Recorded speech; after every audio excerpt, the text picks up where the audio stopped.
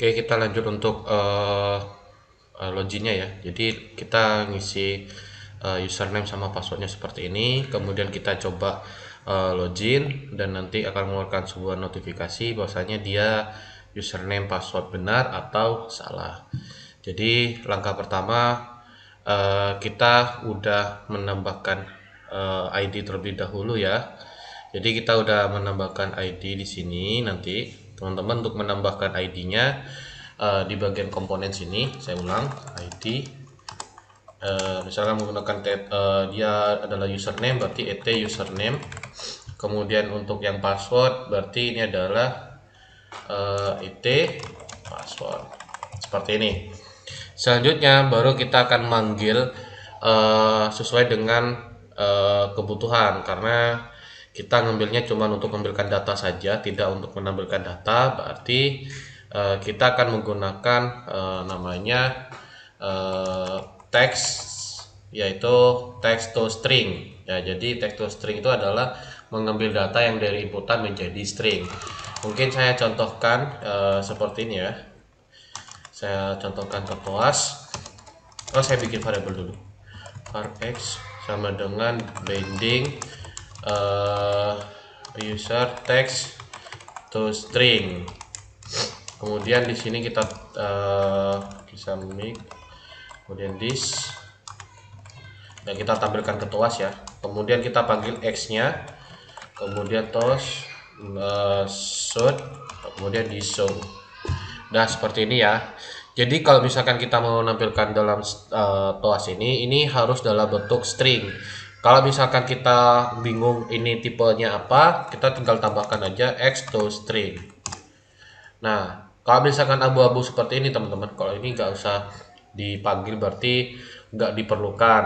Kalau misalkan kita tetap menggunakan ya nggak apa-apa, tapi kalau misalkan abu-abu ini ya kita ngikuti aja bahwasanya abu-abu ini tidak perlu digunakan. Coba kita jalankan. Oke, sambil nunggu nih ya, sambil nunggu untuk dijalankan. Sambil tunggu ya. Jadi nanti ini kita akan coba untuk ngisi nanti misalkan inputannya kosong. Misalkan contoh seperti ini ya. Coba saya klik kosong ya. Tapi kalau misalkan kita isi 3333 seperti ini, dia akan munculnya seperti ini. Oke ya.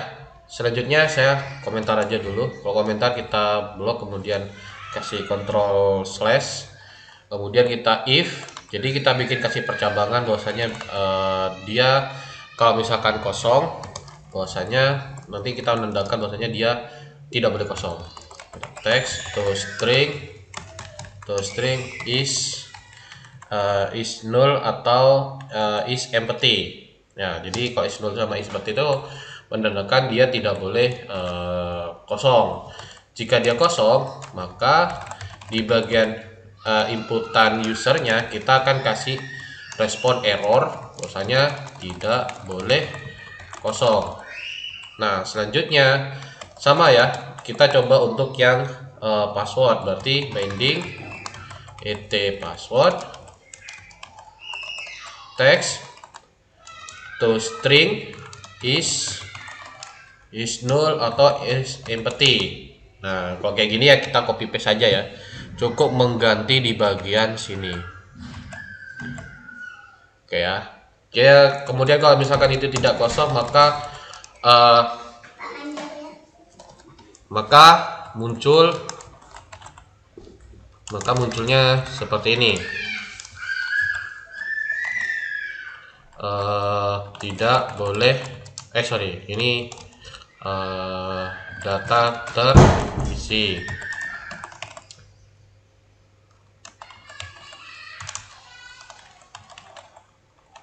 Oke ya, seperti ini ya. Kita coba jalankan.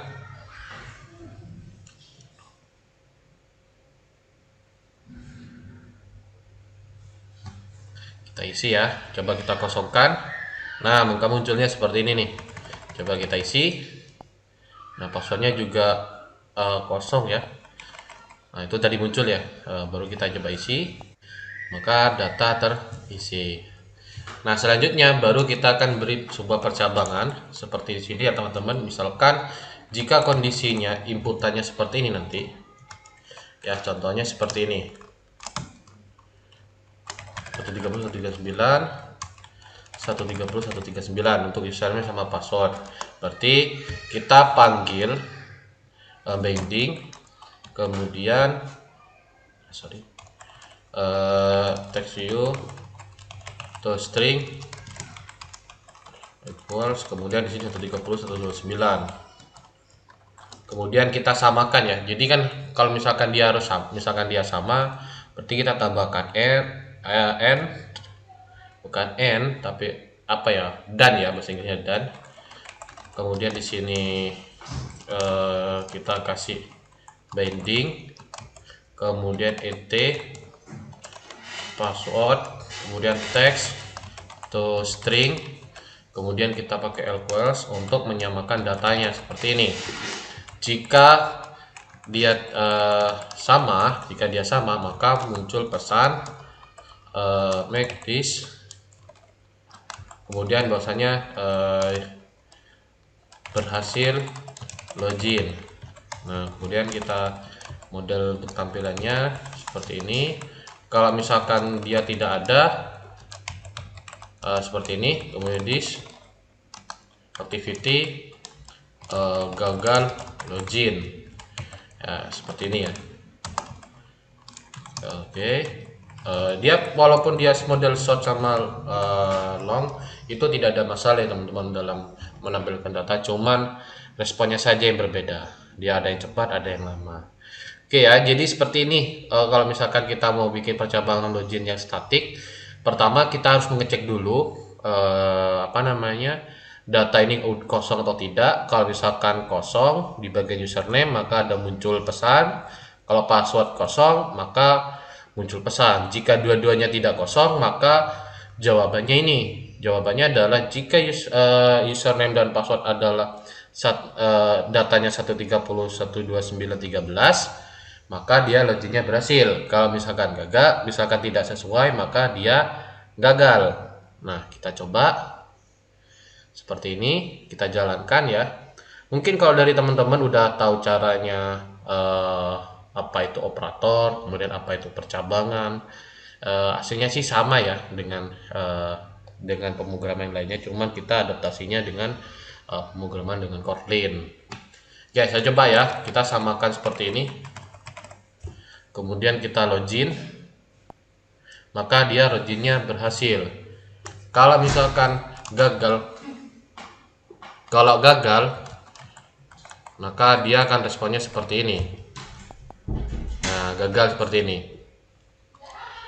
Ya, jadi seperti ini. Maka dari itu mungkin teman-teman kalau untuk misalkan dia akan menggunakan database, maka teman-teman cukup mengambil data dari ini ya, username, kemudian sama passwordnya, baru kita kirim ke misalkan ada function untuk nampung proses database-nya ya, mungkin kita bisa kirimnya ke sana. Oke, mungkin saya bisa tambahkan lagi ya, kalau misalkan kita ketika dia udah berhasil login, maka saya akan pergi ke halaman menu. Berarti saya akan nambah lagi di sini activity ya, activity, yaitu di sini isinya menu.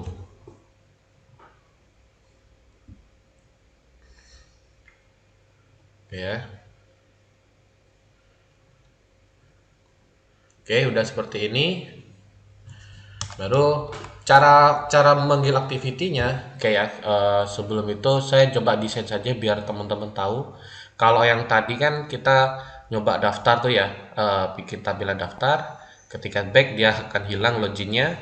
Sama dengan kayak di sini ya, ketika kita ngisi username sama password yang benar, maka kita akan pergi ke halaman menu ya. Kita copy paste saja di sini, kita taruh, kita ganti saja ininya ya, daftar menjadi menu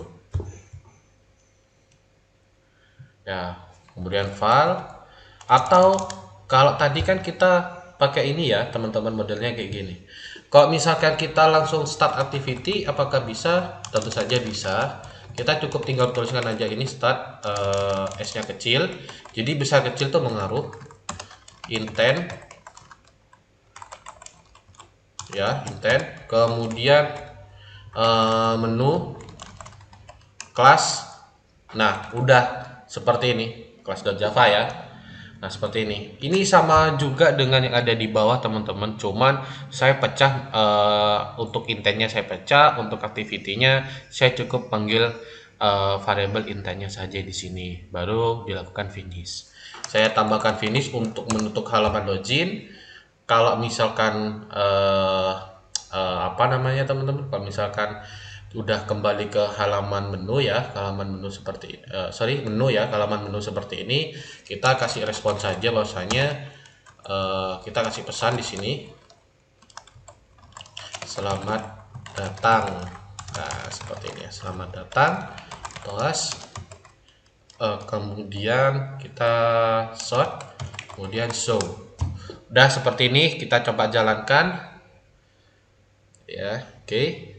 Kemudian nanti terakhirnya adalah bagaimana caranya kita intent, kemudian kita membawa data yang ada di inputan sini ke halaman menu. Nah, jadi saya coba login dulu ya. Seperti ini, kita loginkan dengan yang benar. Nah, akan muncul pesan selamat datang. Nah, sekarang bagaimana caranya kita mau membawa sebuah data ke menu yang ada di sini. Caranya adalah kita tetap menggunakan intent, tapi intentnya itu kita dibuat ada namanya coding, apa namanya, untuk saya bilang dari awal lagi ya. Intent itu tidak hanya bisa untuk memindah halaman, tapi juga bisa pindah dan bawa data. Jadi caranya adalah, mungkin saya akan buat variabel saja intentnya ya. Y sama dengan intent, kemudian Y sama dengan kita kan bawa data tuh. Jadi kalau kita bawa data itu namanya put extra. Jadi put extra itu kita membawa data berdasarkan key-nya. Misalkan ini adalah login, berarti yang akan dibawa adalah ini data login. Yang akan dibawa tuh yang ini. Dan yang login ini adalah namanya key-nya, dan ini adalah value-nya. Mungkin kalau teman-teman ada yang belum tahu tuh apa tuh key sama value, simpelnya adalah ketika kita buat sebuah variabel dan variabel itu ditampung dengan data-data yang macam-macam, ketika kita panggil cukup panggil variabelnya saja dan hasil datanya tuh sesuai dengan isi dari variabel tersebut. Nah, cara pemanggilannya seperti ini. Kemudian kita start ya, kita start, kemudian coba kita input ya, sesuaikan dengan yang benar, login. Nah, selamat datang, tapi mana nih datanya? Nah, kan bertanya mana nih datanya, kok nggak ada. Kalau misalkan datanya nggak ada, berarti di sini, di sebelah sini kita akan panggil var x intent, kemudian kita panggil di sini selamat datangnya ini kita ganti dengan x namanya get string, karena kita akan bawanya string, kita pakai get string. Jadi put itu adalah menyimpan, get ini adalah membawa datanya. Jadi kita nyocokkan key-nya seperti ini. Kita mulai baru di sini. Ya. Jadi itu harus sama. Kalau misalkan tidak sama, maka itu tidak akan muncul. Oke ya. Saya start.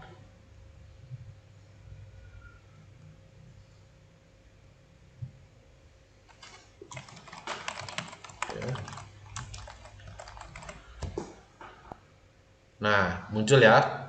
Data yang ada di sini muncul tadi ya. Nah, sekarang coba lagi, saya coba lagi ya. Saya tes 130, 129, 130, 129, kemudian kita login. Nah, muncul ya. Seperti ini. Kalau misalkan kita panggil di sini eh, inputan yang udah kita lakukan, misalkan di bagian eh, text user, kemudian text to string, maka kita akan membawa data yang telah kita inputkan. Jadi seperti itu.